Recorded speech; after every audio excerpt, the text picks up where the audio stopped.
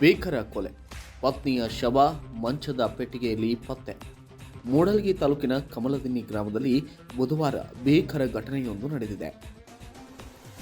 24 ವರ್ಷದ ಆಕಾಶ್ ಸದಾಶಿವ ಕಂಬಾರ್ ಎಂಬಾತ ತನ್ನ ಪತ್ನಿ ಸಾಕ್ಷಿ ಅವರ ಶವವನ್ನು ಮಂಚದ ಕೆಳಗಿನ ಪೆಟ್ಟಿಗೆಯಲ್ಲಿ ಬಚ್ಚಿ ಇಟ್ಟು ನಂತರ ಎಸ್ಕೇಪ್ ಆಗಿದ್ದಾನೆ.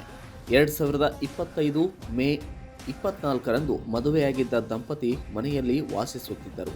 ಬುಧವಾರ ಸಾಯಂಕಾಲ ಆಕಾಶ್ ತಾಯಿಯ ಮನೆಗೆ ಬಂದಾಗ ದುರ್ವಾಸನೆ ಗಮನಕ್ಕೆ ಬಂದಿದ್ದು ಪೆಟ್ಟಿಗೆಯನ್ನು ತೆರೆದಾಗ ಶವ ಪತ್ತೆಯಾಗಿದೆ. ಘಟನಾ ಸ್ಥಳಕ್ಕೆ ಗೋಕಾಕ್ ಡಿವೈಎಸ್ಪಿ ರವಿ ನಾಯಕ್, ಸಿಪಿಐ ಶ್ರೀಶೈಲ ಬ್ಯಾಕೂಡ್ ಮತ್ತು ಪಿಎಸ್ಐ ರಾಜು ಪೂಜಾರಿ ವಿಸಿಟ್ ನೀಡಿ ಎನ್ಕ್ವೈರಿಯನ್ನು ನಡೆಸುತ್ತಿದ್ದಾರೆ.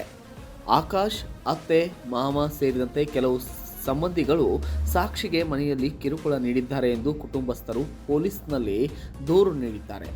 ಇನ್ನು ಕೊಲೆಗೆ ನಿಖರ ಕಾರಣ ಪೊಲೀಸ್ ತನಿಖೆಯಿಂದಲೇ ತಿಳಿದು ಬರಬೇಕಾಗಿದೆ.